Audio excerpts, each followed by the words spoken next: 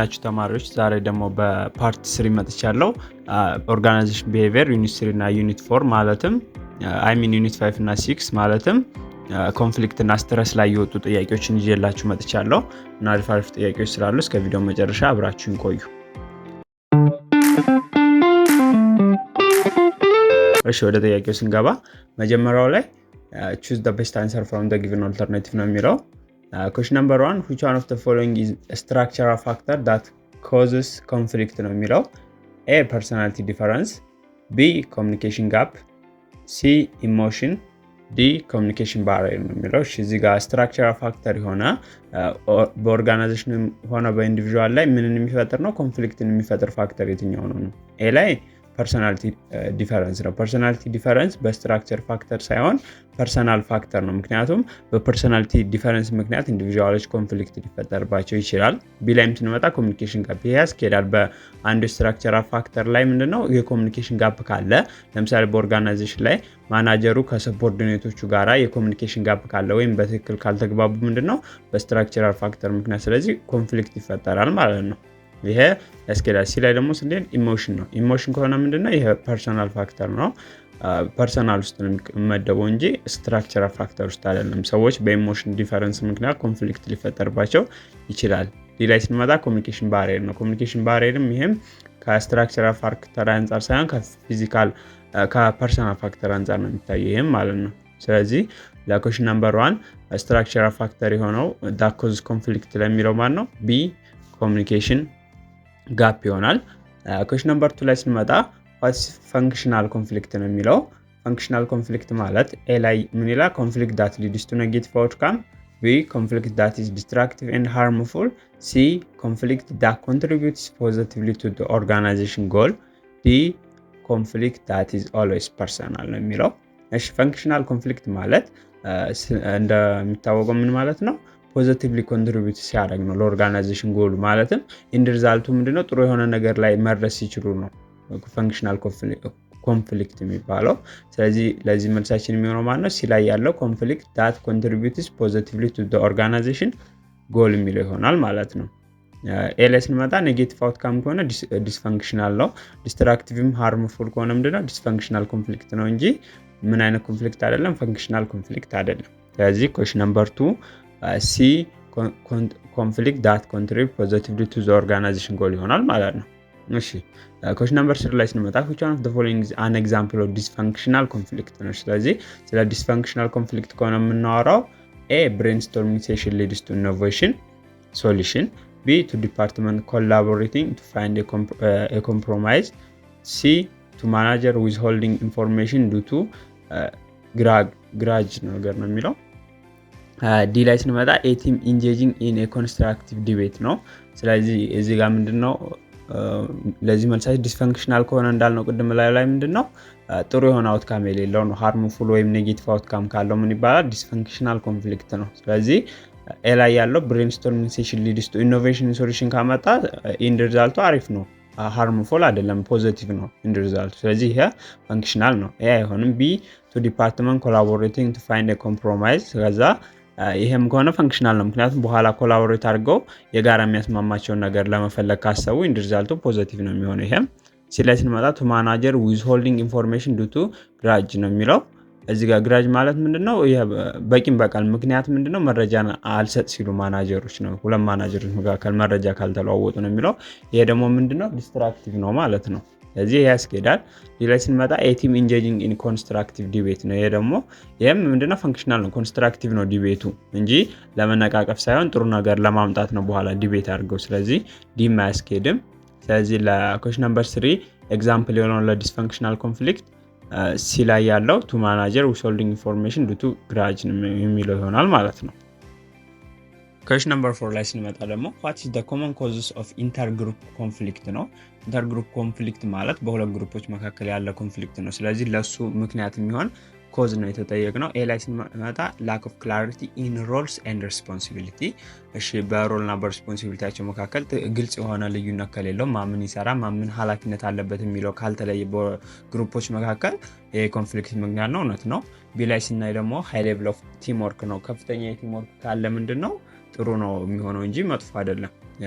ኮንፍሊክት አያመጣም እንደውም ኮንፍሊክትን አቮይድ ያደርጋል እንጂ ሲ ክሊር ኮሚኒኬሽንም እንደዛው ነው ኮንፍሊክትን አቮይድ ነው የሚያደርገው እንጂ ክሬት አይሆንም ወይም ኮዝ አይደለም ዲ ላይ ሸርድ ጎል ነው ሸርድ ጎልም ካላቸው እንደ ኮመን ኮዝ አይሆንም ለኮንፍሊክት ስለዚህ ለኩዌስችን ነምበር 4 ትክክለኛ መልሳችን ኤ ነው lack of clarity in role and responsibility የሚለው ይሆናል ማለት ነው ኩዌስችን ነምበር 5 ላይ ስንመጣ which view of conflict suggests that conflict is necessary for the group to perform effectively ስለዚህ እዚህ ጋር ሶስት አይነት ቪዎች አሉ ስለ ኮንፍሊክት የተሰጡ ትራዲሽናል ቪው ይላል ኤ ላይ ቢ ሁማን ሪሌሽን ሲ ኢንተራክሽን አለ ዲ ዩኒታሪስት ነው ዩኒታሪስት ማለት ትራዲሽናሊስት ነው ኤ ላይ ያለው ነው ተደግሞ ነው እሺ ስለዚህ እዚህ ጋር ምንድነው ምን ያሉትን የተጠየቀው ኮንፍሊክት is necessary for the group to perform effectively ስለዚህ ኮንፍሊክትን በጣም የሚደግፉት የትኞቹ ናቸው ኢንተራክሽኒስት ወይም ራዲካል የሚባል ቪው አለ እሱ ነው በጣም ኮንፍሊክትን የሚደግፈው ስለዚህ ማንኛው ይሆናል ማለት ነው ሲ ኢንተራክሽናል ቪው ነው ትራዲሽናል ቪው ከሆነ ኮንፍሊክት መጥፎ ነው መወገድ ያለበት ነው ያሉት ሁማኒስቲክ ሪሌሽን ደግሞ ምንድነው ኮንፍሊክት ናቸር ነው ናቹራል ነውና ኢንቫይቴብል ነው የማይቀር ነው ከመከሰት ነው ያሉት ስለዚህ ለዚህ ጥያቄ ትክክለኛው መልሳችን ሲ ኢንተራክሽናል ቪው ነው question number 6 ላይ ስንመጣ what's an example of intrapersonal conflict intrapersonal conflict ማለት conflict within individuals ከራሳቸው ጋር ሰዎች የሚያደርጉት የሚገቡት ኮንፍሊክት ምን ይባላል intrapersonal conflict ነው ስለዚህ የዚህ ኤግዛምፕል ነው የተጠየቅነው ኤ ላይ ስንመጣ a disagreement between two departments በዲፓርትመንቶች መካከል ስለሆነ በኢንዲቪጁዋል ከራሱ ጋር ያለው አይደለም ያስኬድም ቢ a manager competing with a college for a promotion ስለዚህ ማናጀሮች ለምን ሲፎካከሩ ነው ለስራ እድገት ነው የሚለው ይሄም አያስኬድም ሲ an individual choosing between two equally attractive job offer ይሄ ያስኬዳል የሆነ ኢንዲቪጁዋል ሁለት አትራክቲቭ የሆኑ ስራዎች መካከል ቢመርጥ የሚለው ምክንያቱም ከራሱ ጋር የሚያደርገው ጭቅጭቅ ወይም ግጭት ስለሆነ ሲ ያስኬዳል ዲ a team brainstorming session ነው በቡድኖች መካከል ያለ brainstorming session እንደ ቡድን ነው እንጂ ኢንዲቪጁዋል አይደለም ይሄ ሴሽኑ ስለዚህ ለኩዌስችን ነምበር 6 ትክክለኛው መልሳችን ሲ an individual choosing between two equally attractive የሆኑ job offerዎችን ሲመርጥ ከራሱ ጋር የሚገባው ኮንፍሊክት ነው ስለዚህ ኩዌስችን ነምበር 6 ምንድነው ሲ ነው እዚህ ጋር ማወቅ ያለባችሁ ኮንፍሊክት ሲባል ግድ አካላዊ ግጭት መሆን የለበትም የሐሳብ አለ ያመለካከት በሰዎች መካከል የሚፈጠር እንጂ አካላዊ ግጭትን ብቻ ኮንሲደር እንዳታረጉ ኮንፍሊክት ሲባል እንደጥቅል ማለት ነው እሺ ወደ ቀጣይ ጥያቄ ስንሄድ question number 7 which of the following is a positive consequence of conflict ነው ስለዚህ ፖዚቲቭ ውጤቱ የሆነው ኮንፍሊክት የቱ ነው የሚለው A waste resources B create a negative climate C stimulate creativity D break down the equation ነው ስለዚህ ፖዚቲቭ ኮንሲኩዌንስ ምንድነው ጥሩ የሚባለው ወይም ፈንክሽናል ኮንፍሊክት እንደምንለው ማለት ነው ምን ሲሆን ነው አውትካሙ ስቲሙሌት ያደርግ ነው ክሬቲቪቲ ሲ ላይ ያለው ነው የሚሆነው ምክንያቱም ዌስት ካረገ ሪሶርስን ኔጌቲቭ የሆነ ክላይሜቲንግ ከፈጠረና በግሩፖች መካከል ያለውን ኮሄዥን ብሬክ ዳውን ካረገ ኔጌቲቭ ኮንሲኩዌንስ ኦፍ ኮንፍሊክት ነው እንጂ ፖዚቲቭ አይደለም ስለዚህ ለኩዌስችን ነምበር 7 ሲ ስቲሙሌት ክሬቲቪቲ ይሆናል ማለት ነው ኩዌስችን ነምበር 8 ላይ ስንመጣ what is a vertical conflict ይላል A conflict between departments B conflict between manager and subordinate C conflict between the organization D conflict within an organization ነው ስለዚህ ኮንፍሊክት የቨርቲካል ኮንፍሊክት የምንለው በኦርጋናይዜሽን ውስጥ መካከል within organization ወይም intra organization ውስጥ የሚፈጠር ኮንፍሊክት ሲሆን vertical conflict ስለዚህ የሚሆነው የትኛው ነው conflict between manager and subordinate ነው ምክንያቱም vertical hierarchy ነው የምንለው ማናጀር ካላለ subordinate ከታያለ ስለዚህ በእነሱ መካከል የሚካሄድ ኮንፍሊክት ስለሆነ ቢ ላይ ያለው ነው ስለዚህ question number 8 ቢ ነው ማለት ነው question number 9 ላይ ስንመጣ which of the following characteristics of the human relation view of conflict ነው እሺ ቅድም ያወራነው ነው human relation ስለ ኮንፍሊክት ያላቸው አመለካከት ነው የሚለው A conflict is harmful and must be avoided B conflict is natural and inevitable outcome in any group C conflict is necessary for the group to perform effectively D conflict is always destructive ስለዚህ አሁን እዚህ ጋር ስንመለከት A ላይ ያለው conflict is harmful እና must be avoided ያሉት ማን ናቸው ትራዲሽናሊስቶች ወይ ዩኒዮኒስቶች ናቸው ስለዚህ ኤ እና ዲ ላይ ያለው ኮንፍሊክት ኢዝ ኦልዌይስ ዲስትራክቲቭ የሚያሉት ማን ናቸው እነሱ ናቸው ትራዲሽናሊስት ናቸው ኤ እና ዲ ላይ ያለው ቢ ላይ ስንመጣ ኮንፍሊክት ኢዝ ናቹራል ኤንድ ኢንቫይቴብል አውትካም ኢን ኤኒ ግሩፕ የሚለው ይሄ ይሆናል ማለት ነው ሁማን ሪሌሽኖች ኮንፍሊክት ምንድነው ተፈጥሯዊና የማይቀር ክስተት ነው በማንኛውም ግሩፕ ውስጥ ይሄ ልክ ነው እነሱ ያሉት ይሄንን ነው ዲ ላይ ሲ ላይ ያለው ደግሞ ኮንፍሊክት ኢዝ ኔሴሳሪ ፎር ዘ ግሩፕ ቱ ፐርፎርም ኢፌክቲቭሊ ያሉት ደግሞ ምንድናቸው ኢንተራክሽናል ወይም ራዲካሊስቶች ናቸው ስለዚህ question number 9 C ይሆናል B ይሆናል ማለት ነው እሺ question number 10 ላይ ስንመጣ what is the first stage of conflict process ነው የሚለው የመጀመሪያው ስቴጅ በኮንፍሊክት ፕሮሰስ ነው የሚለው perceived ላይ ማን ነው የሚለው perceived conflict አለ latent conflict B ላይ felt conflict C ላይ perceived conflict D manifest conflict አለ ስለዚህ የመጀመሪያው ስቴጅ ከሆነ ምንድነው እንደሚታወቀው latent conflict ነው የሚሆነው ምክንያቱም latent conflict ማለት manifest ይሄ ፕሮሰሱ ምንድነው potential conflict inducing የሆነ force exist ሲያደርግ ነው but the conflict has not yet surfaced ነው conflict አይፈጠርም ግን ያንን የሚፈጠር situation ሲመጣ latent conflict ይባላል ከዛ perceived conflict አለ failed conflict manifest conflict እና conflict aftermath ይባላል ስለዚህ እነሱን በቀጣዮች ጥያቄዎች እናያቸዋለን ግን የመጀመሪያው ስቴጅ ማለት ነው latent conflict ይሆናል ማለት ነው ለኩዌስችን ነምበር 10 መልሳችን ስለዚህ ማለት ነው A ይሆናል ማለት ነው ኩዌስችን ነምበር 11 ላይ ስንመጣ in which stage of conflict do parties become aware of the condition that create opportunity for conflict ነው ስለዚህ አሁን ደግሞ ምንድነው awareness-ን ሲያገኙ ስለ ኮንፍሊክቱ aware አደረጉ situation መኖሩን ግጭት የሚፈጥር ሁኔታን ሲያውቁ ምን ይባላል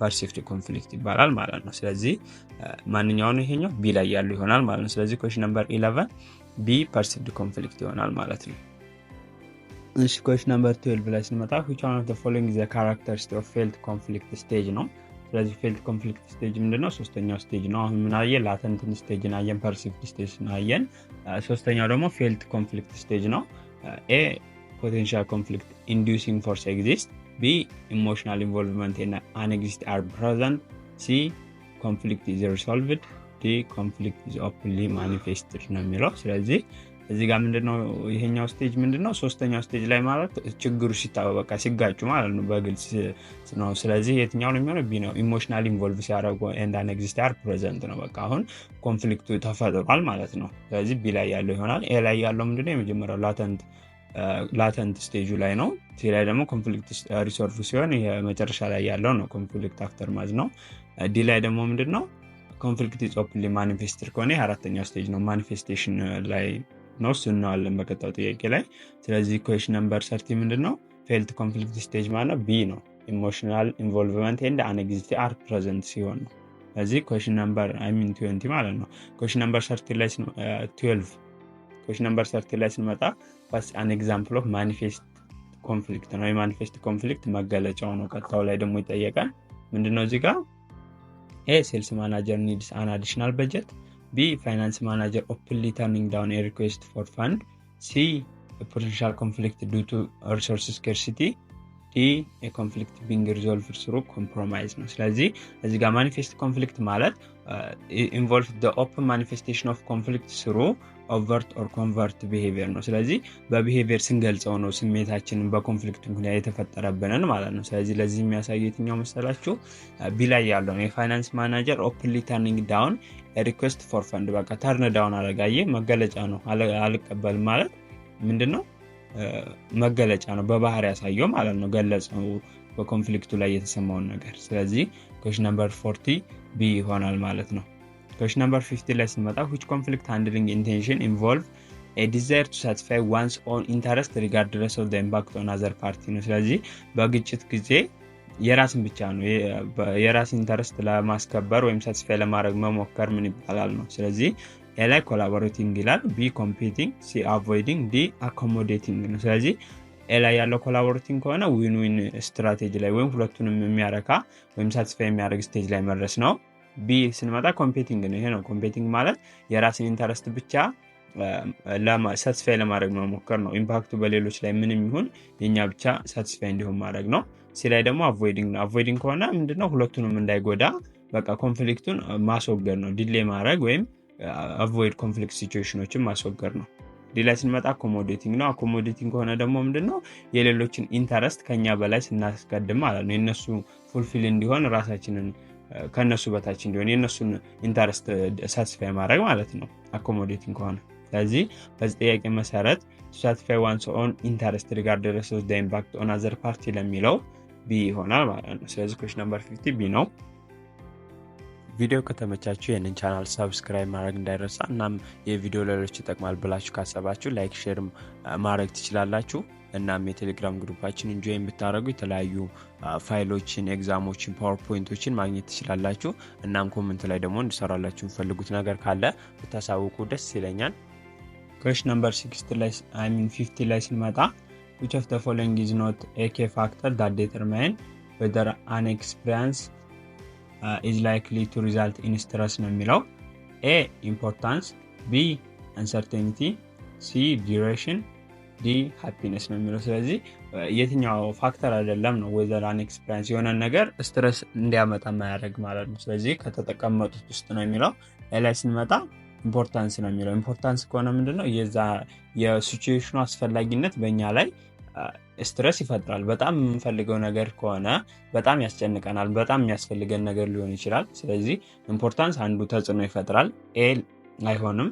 ቢ ላይ ስንመጣ አንሰርቴኒቲ ነው። አንሰርቴኒቲ ከሆነም በሆነ ነገር በጣም ስትረስ ውስጥ እንገባለን። ሲ ላይ ደግሞ ዱሬሽን ነው። ዱሬሽን ደግሞ ፍሪኩዌንሲው ነው፣ ድግግሞሹ የሆነ ነገር ድግግሞሹ እኛን ስትረስ ሊፈጥርብን ይችላል፣ በእኛ ላይ ያለው ኢፌክት ማለት ነው። ስለዚህ ዲ ላይ ያለው ሃፒነስ ነው የማይሆነው። ስለዚህ the key factor that determine stress are important, uncertainty and duration ናቸው። ስለዚህ happiness is not one of the factor in this area ነው። ስለዚህ question number 50 D happiness ይሆናል።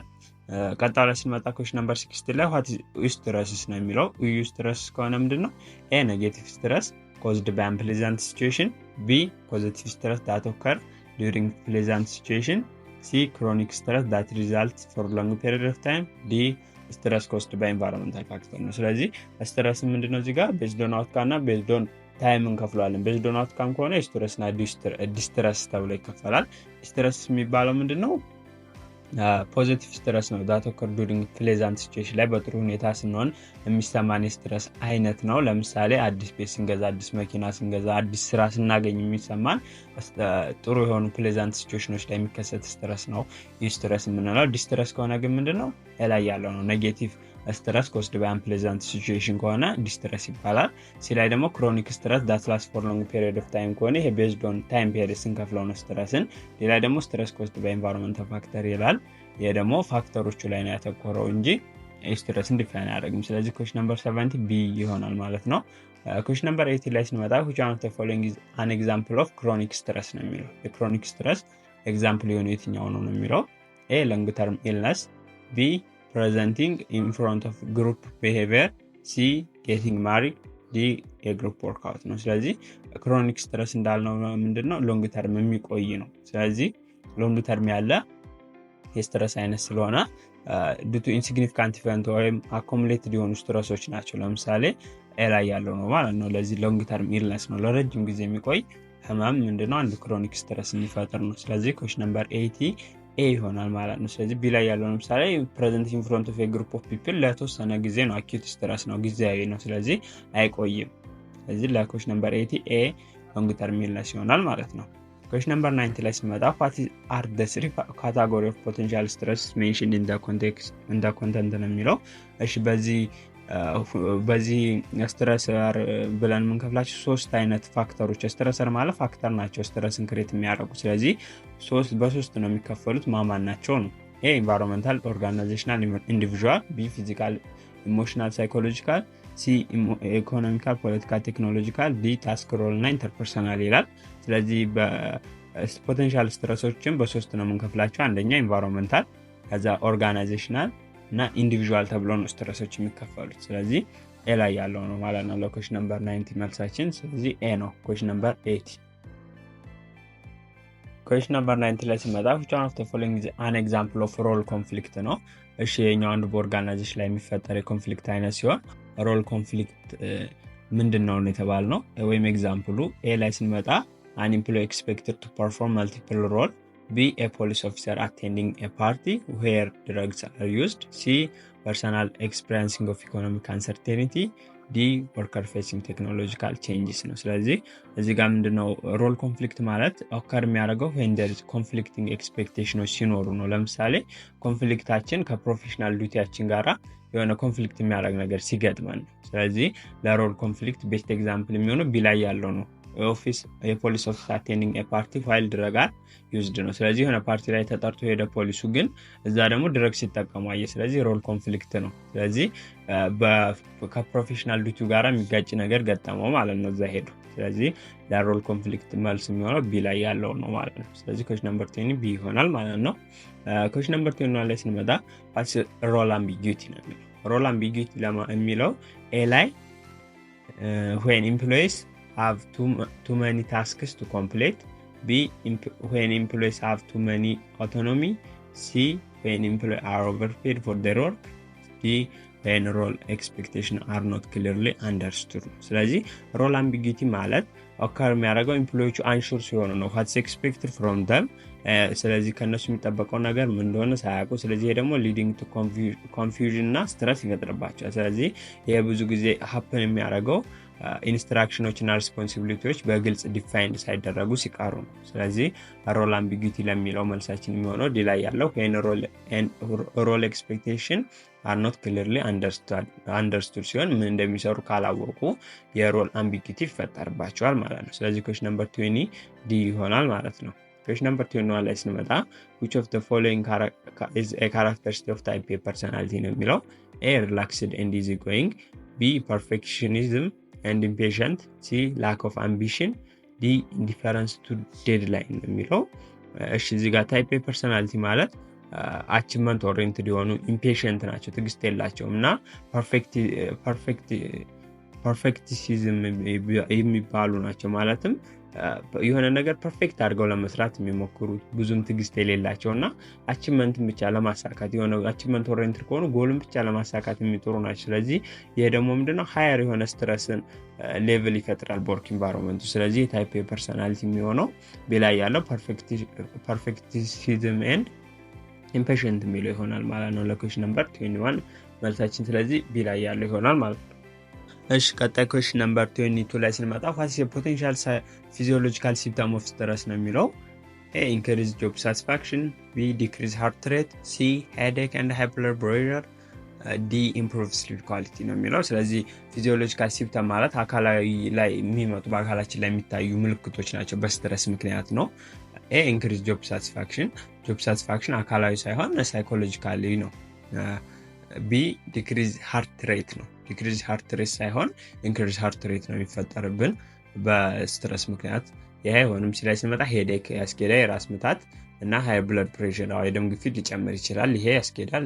ዲ ላይ improved sleep quality ነው የሚለው ያስኬድም። ስለዚህ ፊዚዮሎጂካል ሲምፕተም ማለት ፊዚካል ቼንጅ የሚያመጡ ናቸው እንደ ሄዴክ፣ ኢንክሪዝ ሃርት ሬት ወይም ሃይ ብለድ ፕሬሸር ሲሆኑ which are a part of body stress response ናቸው። ስለዚህ ለዚህ መልሳችን ለኩዌስችን ነምበር 22 ሲ ሄዴክ ኤንድ ሃይ ብለድ ፕሬሸር ይሆናል ማለት ነው። ቀጣይ ላይ ስንመጣ ደግሞ ኩዌስችን ነምበር 23 ላይ which organization strategy can help manage stress። ስለዚህ ኦርጋናይዜሽን ላይ ስትረስን ማኔጅ ለማድረግ የሚጠቀሙት ስትራቴጂ የትኛው ነው? ኤ ኢንክሪዝ ኦቨርሎድ የስራ ጫናን መጨመር ስትረስን ያበዛል እንጂ አይቀንስም። ኤ አይሆንም። ቢ ሬዲዩስ ኤምፕሎይ ኦቶኖሚያቸው መቀነስ ነው። ኤምፕሎይ ኦቶኖሚ በቀነስን ቁጥር ስትረስ ጫና አለባቸው። ስለዚህ በራሳቸው እንዲወስኑ እንዲሰሩ ብናረጋቸው አሪፍ ነው። ቢ ማያስኬድም። ስለዚህ ሬዲዩስ አድርጉት ስለሆነ የሚለው።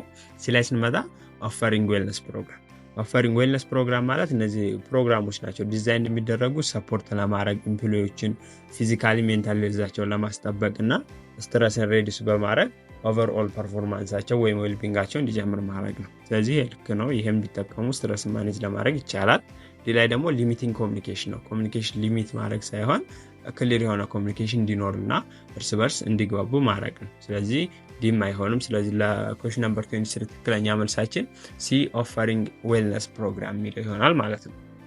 ቀጣይ ደግሞ ምንድነው ኩዌስችን ነምበር 25 ላይ ስንመጣ how does low to moderate ኩዌስችን ነምበር 24 ነው የመጨረሻ ጥያቄ ነው ይሄ እና እስካሁን አብራችሁን ከቆያችሁ ቪዲዮ ተመችቷችሁ ማለት ነው። ስለዚህ ላይክ፣ ሼር፣ ሰብስክራይብ ማድረግ እንዳይረሳ። በኮሜንት ላይ እንድሰራላችሁ ፈልጉ ነገር ካለ አሳውቁኝ። ስለዚህ እቺን ጥያቄ እንጨርሳት። how does low to moderate stress affect employee performance ነው የሚለው። A it has no effect on performance, B it decreases performance, C it improves performance by increasing alertness, D it leads to immediate burnout ነው። ስለዚህ እዚህ ጋር ምንድነው የሚለው ሞዴሬት ሎ ቱ ሞዴሬት ስትረስ ለኤምፕሎይ ፐርፎርማንስ ያለው አፌክት ነው። እዚህ ጋር ማወቅ ያለባችሁ ስትረስ ጎጂ ብቻ ሳይሆን ጠቃሚ ነው። የሚወስነው ጠቃሚነትና ጎጂነቱ ሌቭሉ ነው። ስለዚህ ሎ ቱ ሞዴሬት የሆነ ስትረስ ከሆነ ለሰው ልጅ ጠቃሚ ነው፣ ንቁ እንድንሆን ያደርገናል እና የሆነ ነገር እንድንሰራ። ግን ሃይ ከሆነ ስትረሱ ነው ችግር የሚፈጠሩ። ስለዚህ ሎ ቱ ሞዴሬት የሆነ ስትረስ ከሆነ ለፐርፎርማንሳችን ያለው ኢፌክት ምን ይሆናል ማለት ነው? ሲላይ ያለው ነው ኢምፕሩቭ ያደርጋል ፐርፎርማንሳችን በኢንክሪዚንግ አለርትነስ ነው። ንቁነታችን ስለሚጨምር ፐርፎርማንሳችን ይጨምራል ነው የሚለው። ይሄ ልክ ነው ማለት ነው። ስለዚህ ኩዌስችን ነምበር 24 ሲ ነው።